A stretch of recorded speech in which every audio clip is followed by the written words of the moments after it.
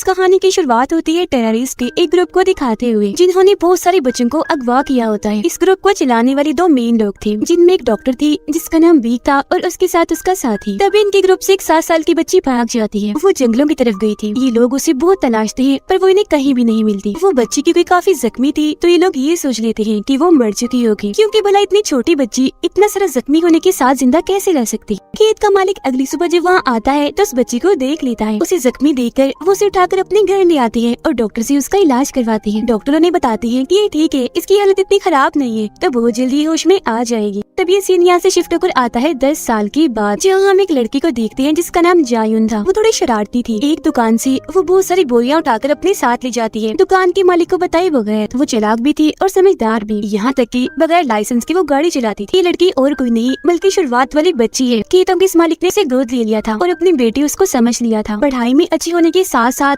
वो अपने डैड के साथ भी काम करवाती थी। अक्सर उसे सिर दर्द के दौरे पड़ा करती थी, जिस दौरान उसे अपनी माजी की बातें, अपने गुजरे हुए वक्त की बातें याद आने लगती है। गुजरी हुई यादें इतनी भयानक होती थी कि उसका सर फटने वाला हो जाता था। एक दिन जायुन की दोस्त उसे एक सिंगिंग कंपटीशन जहाँ गानों का मुकाबला होता है उसकी वीडियो दिखाती है, जिसमें अगर कोई हिस्सा लेगा और जीतेगा तो उसे बहुत सारे पैसे दिए जाएंगे। ये वीडियो देखकर जायुन काफी खुश हो जाती है और इस कंपटीशन में हिस्सा लेने का फैसला करती है ताकि वो जीते, क्योंकि उसे पैसों की जरूरत थी। वो अपनी फैमिली की मदद करना चाहती थी। फिर इस कंपटीशन का टेस्ट देने के लिए वो चली जाती है, जहाँ पर उसका गाना सुना जाता है, चेक करने के लिए कि वो कितना अच्छा गाती है। और वो यहाँ गाना तो गाती है, साथ ही एक जादू भी करके दिखाती है। माइक को हवा में कर देती है। जो चीज जाहिर है काफी अलग थी, जिस बात को जाहिर कर रही थी कि उसके अंदर सुपरनेचुरल पावर्स है, जिससे हम समझ पाते हैं कि उसके अंदर कुछ तो ऐसा है जो उसे बाकियों से अलग बनाता है। अब उसका ये पहला राउंड कामयाब रहता है। उसकी माँ बाप देखते हैं कि जायुन ने वहाँ पर जादू भी किया है, तो वो थोड़ा परेशान हो जाते हैं। तो वो जायुन को ऐसा करने से मना करती है, क्योंकि अगर वो ऐसा करती रही तो उसकी असलियत सबके सामने आ जाएगी, जिससे वो हमेशा के लिए अपने माँ बाप से दूर हो जाएगी, जो वो नहीं चाहते। अगले दिन ट्रेन से जायुन सिंगिंग स्टूडियो जा रही होती है, क्योंकि अगले राउंड के लिए उसे बुलाया गया था। तभी उसकी सीट के सामने बैठा हुआ इंसान जिसका नाम नोबल मैन था उससे बात करने की कोशिश करता है। कहता है कि मैं तुम्हें जानता हूँ, और फिर थप्पड़ का इशारा करके वो उसे उसका गुजरा हुआ वक्त याद दिलाने की कोशिश करता है और कहता है कि 10 साल पहले जो हादसा तुम्हारे साथ हुआ था उसमें मैं भी शामिल था। मगर अभी भी जायुन को कुछ याद नहीं आता। जिसके बाद नोबल मैन वहाँ से उठकर उस ट्रेन के दूसरे डब्बे में जाने लगता है। जी हाँ, तभी उसकी टक्कर एक आदमी से हो जाती है। वो इतना सर फिरा था कि उसे गुस्सा आ गया था और उस आदमी पर उसने हमला कर दिया था। वो उसे इतना मारता है कि अधमरा कर देता है और फिर उठाकर उसे चलती हुई ट्रेन से बाहर फेंक देता है। अब ये सीन देखकर हम समझ जाते हैं कि वो सीधा तो नहीं है, बल्कि उसकी मासूम से दिखने वाले चेहरे के पीछे एक खतरनाक रूप छुपा हुआ है। फिर जायुन स्टूडियो पहुंचती है। इस राउंड को भी वो जीत कर अगले राउंड के लिए चुन ली जाती है। खुशी खुशी जब वो भागती हुई आ रही थी तो तभी उसकी तबीयत खराब होने लगती है। उसकी नाक और मुंह से खून आने लगता है और इसी के साथ उसे दोबारा से सर दर्द के दौरे पड़ने लगते हैं। जहाँ वो थोड़ा नॉर्मल होकर वॉशरूम से बाहर आती है, उसकी दोस्त उसे लेकर बाहर सड़क पर आ जाती है। वो भी गाड़ी के आने का इंतजार कर ही रही थी कि तभी उनके सामने 2 काले रंग की गाड़ियाँ आ जाती हैं। एक गाड़ी में से डॉक्टर बी का साथी निकल कर आता है, जो जायुन को लिफ्ट देने के लिए कहता है और उसका असली मकसद उसको अगवा करने का था। लेकिन तभी इधर उनकी गाड़ी आ जाती है। तब जायुन और उसकी दोस्त उन दोनों को नजरअंदाज करके अपनी गाड़ी में जाकर बैठ जाती है। जब जायुन टीवी पर आई थी तो पूरे ही मुल्क में मशहूर हो गई थी। उसके गाने वाली वीडियो डॉक्टर बीक और उसके साथी के पास भी गया था, तो वो समझ गई कि यही वो लड़की है जो 10 साल पहले उनकी कैद से भाग गई थी। अब जायुन को हम बस स्टैंड पर देखते हैं, जो बस के आने का इंतजार कर रही थी। जी हाँ, तभी नोबल मैन की गाड़ी उसके पास आकर रुकती है। वो भी उसे लिफ्ट देने की बात करता है, लेकिन जब वो इनकार करती है तो नोबल मैन कहता है कि जरा अपनी फैमिली का सोचो, अगर तुम ना मानी तो उनकी जान को भी खतरा हो सकता है। ये सुनकर वो काफी घबरा गई थी। फौरन अपने घर के लिए भागने लगती है। घर पहुंचकर जब वो अपने माँ बाप को सही सलामत देखती है तो उसकी जान में जान आती है। इसी रात जब उसकी पूरी फैमिली सो रही थी तो तभी जायुन अपना सर पकड़ के रोने लगती है। उसकी दोस्त भी आज उसके घर पर थी तो वॉशरूम के लिए जाने लगती है। अब जायुन को बाहर से किसी की आवाज आने लगती है। वो घबराते हुए उठकर बैठ जाती है। वो जैसे बाहर आती है तो एक आदमी उस पर गन तान देता है और एक आदमी ने उसकी दोस्त की गर्दन पर भी चाकू रखा हुआ था। इन लोगों का लीडर उनके सामने आता है, जो डॉक्टर बी का साथी था और वो जायुन को अगवा करने आया था। वो लोग उसे अपने साथ चलने के लिए कह ही रहे थे कि तभी जायुन को दोबारा से सर दर्द का दौरा पड़ने लगता है। मगर जब एक आदमी जबरदस्ती उसे वहाँ से ले जाने की कोशिश करता है तो एकदम गुस्से से जायुन लाल हो जाती है। उस आदमी को वो जोर से मारती है और उसे गन छीनकर बाकी लोगों को भी उड़ा देती है।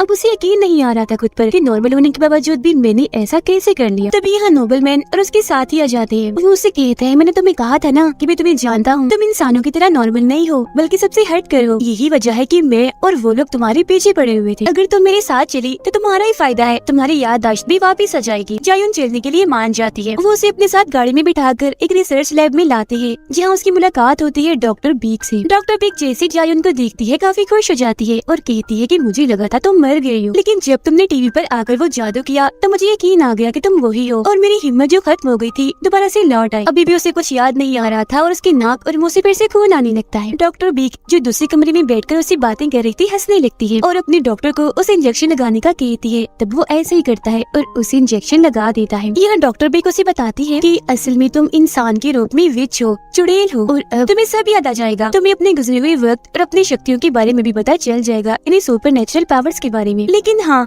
हम ये इंजेक्शन तुम्हें हर रोज नहीं देंगे, तो इसीलिए तुम्हारी नाक और मुंह से खून निकलता रहेगा, इसमें घबराओ मत। अब डॉक्टर बीक का मकसद ये था कि वो इंजेक्शन लगाकर उसको अपने लिए इस्तेमाल करे। लेकिन अब कहानी यहाँ पर एक बड़ा ही अलग मोड़ लेती है। जायुन अचानक ही मुस्कुराने लगती है और कहती है कि तुम्हें क्या लगता है तुम मुझे यहाँ लाई हो? तो तुम गलत हो, क्योंकि मैं यहाँ खुद आना चाहती थी ताकि तुम मुझे ये इंजेक्शन लगा दो, क्योंकि इससे मेरी जिंदगी के कुछ और साल बढ़ गए। हालांकि बीमारी की वजह से मेरी कुछ दिन के बाद मौत हो जानी थी, लेकिन शुक्रिया, तुमने मेरा ये काम आसान कर दिया। जिसके बाद वो बड़े ही खतरनाक अंदाज से उठती है और अपनी ताकतों से वहाँ पर मौजूद सारे ही डॉक्टर्स को मार डालती है। जिसके बाद वो बाहर आकर इस पूरे लैब के सारे ही लोगों को मारने लगती है। अब यहाँ मैं आपको बता दूं कि जायुन के अंदर ये ताकतें कैसी है, क्योंकि असल में वो सचमुच विच है, चुड़ैल है। जब भी तो वो इतनी छोटी सी उम्र में इनकी कैद से भाग गई थी, क्योंकि बचपन से उसके पास सुपर नेचुरल पावर्स थी और वो उस वक्त डॉक्टर बी के बहुत सारे लोगों को मारकर वहाँ से भाग गई थी। पूरी फिल्म में बस वो ड्रामा ही कर रही थी। असल में उसे अपना गुजरा हुआ वक्त सारा का सारा याद था और सिंगिंग कंपटीशन में हिस्सा उसने इसलिए नहीं लिया था कि उसकी फैमिली को पैसों की जरूरत है, बल्कि इसलिए लिया था ताकि वो डॉक्टर बीक तक पहुँच सके। और ये सारा उसका प्लान था। उसका जादू करना, नोबलमैन से मिलना, अगवा होना, सब इसमें शामिल था। प्लान के मुताबिक यहाँ पर आकर वो सबको मार डालती है अपना बदला लेने के लिए। वो फिर डॉक्टर बी की टांग में गोली मारती है और कहती है कि तुमने कैसे सोच लिया मैं तुम्हें भूल गई। मैं तुम्हें और उस दिन को कैसे भूल सकती हूँ जब तुमने मुझे दर्द दिया था, जिसमें हर रोज मैं तड़पा करती थी। वो उसे एक और गोली मारती है कि तभी यहाँ पर नोबलमैन आ जाता है जो जायुन पर गन पॉइंट कर देता है। अब नोबलमैन भी जायुन जैसा एक बच्चा था जिसे डॉक्टर बीक ने अपने पास अगवा किया था, लेकिन उसके पास जायुन जैसी शक्तियाँ नहीं थी। यही वजह थी कि जायुन से वो जलता था, उसके पीछे पड़ा हुआ था। तभी इधर डॉक्टर बीक का साथी आता है जायुन के पास और उसे डॉक्टर बीक की इस साथी की हैवानियत के बारे में भी याद आ जाता है कि कितना बेरहम है। उस रात इसने मेरे साथ बहुत गलत किया था। इससे पहले कि वो उस पर हमला करता, जायुन उसे ही पकड़ लेती है और काफी बुरी तरह मारती है। वो उसके जिस्म को काफी मरोड़ती है, उसकी हड्डियां तोड़ देती है, जिससे आखिरकार उसकी मौत हो जाती है। अब सिर्फ दो लोग बचते हैं, जायुन और नोबलमैन, जहाँ इनकी भी काफी जबरदस्त किस्म की लड़ाई होती है। दोनों एक दूसरे पर भारी पड़ रहे थे, लेकिन बाद में आखिरकार जायुन उसे मार डालती है। मरते मरते वो नोबलमैन से हेडक्वार्टर मेन ऑफिस के बारे में पूछती है, जहाँ जाकर वो अपनी बीमारी का इलाज ढूंढ सकती है। जब वो उसे बता देता है तो जायुन उसे मार डालती है। फिर वो जाती है हॉस्पिटल अपने माँ बाप के पास, क्योंकि उसकी मदर की तबीयत काफी खराब थी। अब यहाँ जायुन के डैड उसे एक और सच्चाई बताते हैं कि उस दिन जब तुम मुझे जख्मी मिली थी तो मैं जान गया था कि तुम एक विच हो, क्योंकि तुम्हारे वहाँ आते ही फार्म के बहुत सारे जानवर मर गए थे। हालांकि मैं तुम्हें दूर भेजना चाहता था, पर तुम्हारी मॉम के कहने पर हमने तुम्हें रखा और अपने बच्चों की तरह पाला। ये कहकर वो दुखी हो जाती है। जायुन भी जज्बाती हो गई थी। फिर वो कहती है कि डैड फिलहाल तो मैं यहाँ से जा रही हूँ, लेकिन हाँ, मैं आपसे वादा करती हूँ कि वापस आकर जरूर मिलूंगी। इसके बाद वो हेडक्वार्टर मेन ऑफिस पहुँच रही थी। जो इस जगह को चला रही थी वो डॉक्टर बी की हमशक्ल जुड़वा बहन थी। जायुन की तबाहियों से वो डरी हुई थी, तो इसीलिए वो उसे वैक्सीन दे ही देती है, जिससे जायुन की बीमारी ठीक हो जाएगी और वो मरने से भी बच जाएगी। अब यही एक और लड़की आती है, वो जायुन पर हमला करने लगती है, जिस पर वो उसे कहती है कि अगर तुमने मुझे हाथ भी लगाया तो मैं तुम्हारा सर उड़ा दूंगी।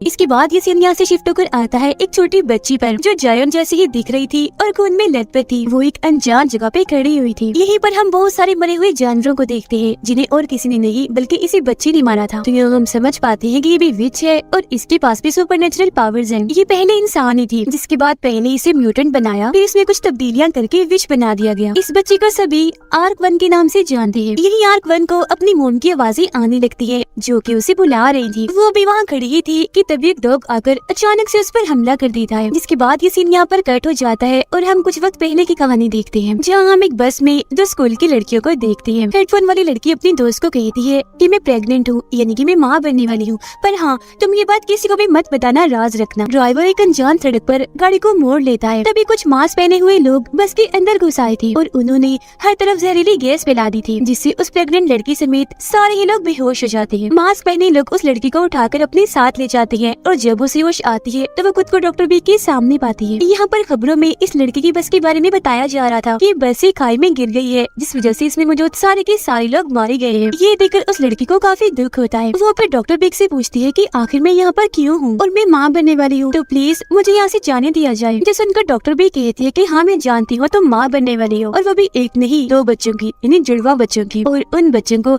हम अपने एक्सपेरिमेंट के लिए, तजुर्बे के लिए इस्तेमाल करेंगे ताकि उन जैसे और क्लोन्स डुप्लीकेट हम बना सके। जिस बात की उस लड़की को जरा भी समझ नहीं आती। जिसके बाद ये कहानी दोबारा से शिफ्ट होकर आती है प्रेजेंट टाइम में, मौजूदा वक्त में। यहाँ पर हम कुछ म्यूटेंट्स को देखते हैं जो काफी ताकतवर थे, क्योंकि उन्हें भी इंसानों से बदलकर म्यूटेंट्स बनाया गया था। ये सारे म्यूटेंट्स डॉक्टर बी के लैब में जाकर वहाँ पर सबको मार डालते हैं, क्योंकि यही उनका मिशन था। उनके जाने के बाद हम वहाँ एक लड़की को देखते हैं जो खून में लथपथ थी, लेकिन हैरत वो अभी भी जिंदा थी और आसानी से चल फिर भी पा रही थी। जैसे वो बाहर आती है उसके सर में जोर से दर्द होने लगता है। उसकी ताकतें इतनी ज्यादा बढ़ जाती है कि हम उसके आसपास सारी चीजों को हवा में उड़ते हुए देख पाते हैं। उसे अपनी मोम की आवाजें सुनाई दे रही थी जो उसे अपने पास बुला रही थी। उसकी मोम एक अनजान चेंबर में होती है, जिससे हम समझ पाते हैं कि ये लड़की और कोई नहीं बल्कि आर्क-1 है। उस वक्त वो बच्ची थी, पर आज प्रेजेंट टाइम में वो बड़ी हो गई है। अब आर्क-1 चलते चलते सड़क पर आ गई थी, जहाँ एक गाड़ी काफी स्पीड से उसके बहुत ही पास से होकर गुजरती है, पर वो उससे जरा भी नहीं डरती, इसीलिए वो गाड़ी आगे जाकर रुक जाती है। वो गाड़ी फिर दोबारा से पीछे आकर आर्क-1 के पास आके रुक जाती है। गाड़ी में बहुत सारे आदमी थे जो सारे गुंडे लग रहे थे। गुंडों का बॉस आर्क-1 से उसके बारे में पूछता तो है, पर वो कोई जवाब नहीं देती। वो फिर आर्क-1 को अगवा करके अपनी गाड़ी में बिठा लेता है, क्योंकि वो लोग एक लड़की जो बिजनेसमैन थी उसे अगवा करके अपने साथ ले जा रहे थे। और गुंडों के बॉस का मानना था कि अगर आर्क-1 ने हमारी गाड़ी देख ली है तो ये हमारे लिए मुसीबत बन सकती है। इसके लोग आर्क-1 को परेशान करने और उस लड़की को मारने लगते हैं, जिस वजह से आर्क-1 को इतना गुस्सा आ जाता है कि यहाँ पर उसे अपनी शक्तियों का इस्तेमाल करना ही पड़ता है। वो उन्हें एकदम से काफी बुरा मारने लगती है। उठा उठा कर एक एक करके उनको गाड़ी से बाहर फेंकती जा रही थी, किसी को सामने वाले शीशे से, किसी को दरवाजे से, तो किसी को पिछली साइड से, जिससे उनकी गाड़ी का एक्सीडेंट हो जाता है और सारे गुंडे मारे जाते हैं, सिवाय गुंडों के बॉस के, उस लड़की के और आर्क-1 के। ये बच गए थे। फिर आर्क-1 जब गुंडों के बॉस को मारने के लिए आगे बढ़ती है तो जमीन के मालिक उसे ऐसा करने से रोक देती है, तो वो ऐसे ही करती है, उसे नहीं मारती, छोड़ देती है। यहाँ हम जान पाते हैं कि गुंडों का बॉस जमीन के मालिक को जबरदस्ती अपने साथ क्यों ले जा रहा था, क्योंकि वो उसकी जमीनें खरीदना चाहता था, मगर जमीन के मालिक ऐसा करना नहीं चाहती थी। तो गुंडों का बॉस उसे इसीलिए ले जा रहा था ताकि उसे मार डाले। फिर जमीन की मालिक अपने अंकल को कॉल करती है ताकि वो यहाँ पर आए और उसे अपने साथ ले जाए। फिर जैसे उसके अंकल यहाँ पर आते हैं, आर्क-1 को कुछ होने लगता है। उसकी तबीयत खराब हो गई थी, नाक और मुंह से खून आ रहा था, जिसके साथ ही वो बेहोश हो जाती है। इसी वजह से जमीन की मालिक आर्क-1 को भी गाड़ी में डालकर अपने साथ ले जाते हैं। फिर आकर हम देखते हैं कि उसके अंकल एक डॉक्टर है। वो आर्क-1 के जिस्म से सारी गोलियां निकाल तो देती है, पर हम ये देखकर काफी हैरान रह जाते हैं कि उसके सारे के सारे जख्म अपने आप ही ठीक हो रहे हैं। उसके अंकल को लगता है कि शायद मैं शराब के नशे में हूँ, तो इसीलिए मुझे ऐसा नजर आ रहा है, ये सिर्फ मेरा वहम है।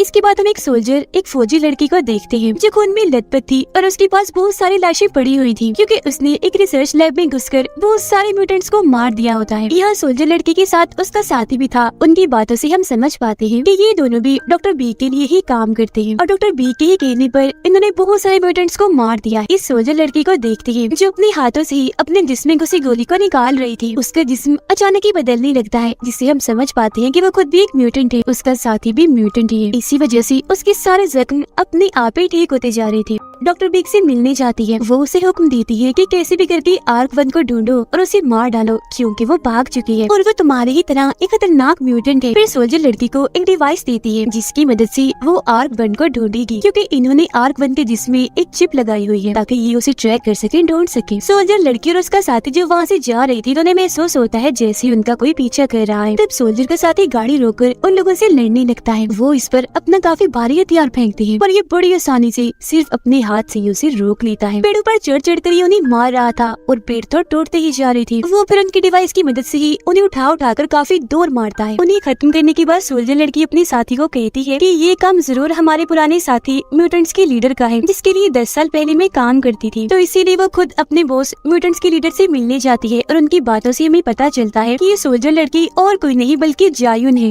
वो म्यूटेंट्स के लीडर से कहती है कि अब तुम हमारा पीछा छोड़ दो, मैं यहाँ किसी और मकसद के लिए आई। जमीन की मालिक आर्क-1 को अपने घर ले आती है, जहाँ उसकी मुलाकात उसके भाई से भी होती है। खाना खाने के बाद आर्क-1 जब अपने कमरे में सोने के लिए जाती है तो अचानक से उसके सर में तेज दर्द होने लगता है। उसकी नाक और मुंह से खून आने लगा था। बाहर गुंडों का बॉस अपने साथियों के साथ एक बार फिर जमीन की मालिक को धमकाने के लिए आ गया था। वो यहाँ जमीन की मालिक और उसके भाई को खूब मारती है। ये चीज आर्क-1 ने भी देख ली थी तो उसे बहुत गुस्सा आने लगता है। बाहर आके एक एक करके वो सबको अच्छा सबक सिखाती है। वो अपने बस एक मौके से उठा कर उनको दूर फेंकती जा रही थी। गाड़ी और इंसान दोनों उसके लिए बराबर थे। उसे कुछ पता नहीं चल रहा था कि मैं गाड़ी को उठाकर फेंक रही हूँ या किसी इंसान को, वो भी इतनी दूर। ये देखकर गुंडों का बॉस इतना डर जाता है कि वहाँ से भाग जाता है। फिर अगले दिन गुंडों के बॉस से मिलने के लिए म्यूटेंट्स का ग्रुप आता है, जो उसे आर्क-1 के बारे में पूछते हैं। जिस पर वो कहते हैं कि ठीक है, मैं तुम्हें उसके बारे में बता तो दूंगा, पर तुम मुझे भी अपने जैसा बना दो, यानी कि म्यूटेंट। तो वो लोग उसकी बात मान जाते हैं। म्यूटेंट्स के लीडर उसे एक सीरम देती है खुद को लगाने के लिए, जिससे वो भी म्यूटेंट बन जाएगा। बदले में वो उन्हें आर्क-1 के बारे में सब कुछ बता देता है। जमीन की मालिक अपने अंकल से मिलने के बाद घर जा ही रही थी कि तभी उसे मिलने जायुन और उसका साथी आते हैं। वो उसे बताते हैं कि तुमने जिस लड़की इन्हीं आर्क-1 को अपने घर में रखा हुआ है वो कोई इंसान नहीं है, बल्कि एक म्यूटेंट है,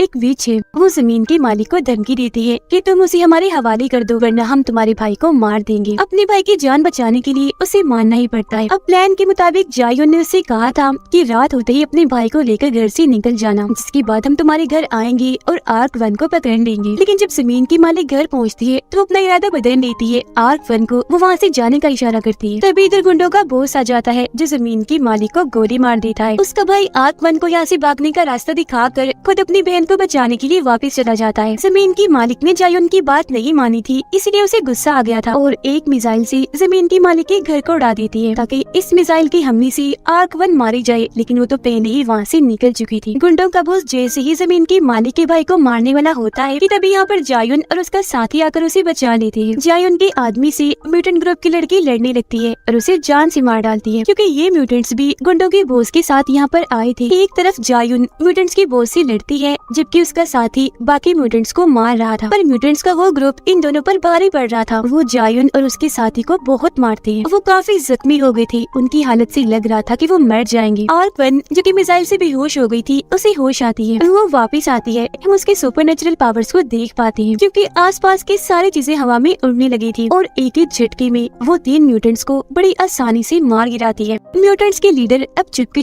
जैसे यहाँ से भागने वाली होती है तो तभी वहाँ जायुन आ जाती है, जो उस म्यूटेंट को कहती है कि तुम तो उसके जान के दुश्मन बन गए हो। इतना कहकर वो उसे चाकू से मार देती है। वो अब यहाँ ये राज खोलती है कि आर्क-1 को मैं इसलिए ढूंढ रही हूँ क्योंकि वो मेरी बहन है। जी हाँ, बिल्कुल, ये दोनों बहनें हैं, लेकिन क्योंकि इनकी मॉम किसी चेम्बर में फंसी हुई है तो अब इन्हें जाकर अपनी मॉम को ढूंढना है। जिसके बाद जायुन आर्क-1 अपने साथ ले जाती है, जिसके बाद डॉक्टर बी को भी खबर लग जाती है कि दोनों बहनें आपस में मिल गई है। वो जानती थी कि वो दोनों अपनी मॉम को तलाश करते हुए यहाँ पर आएंगी और इसी के साथ इस कहानी के दोनों पार्ट्स इधर ही खत्म हो जाते हैं।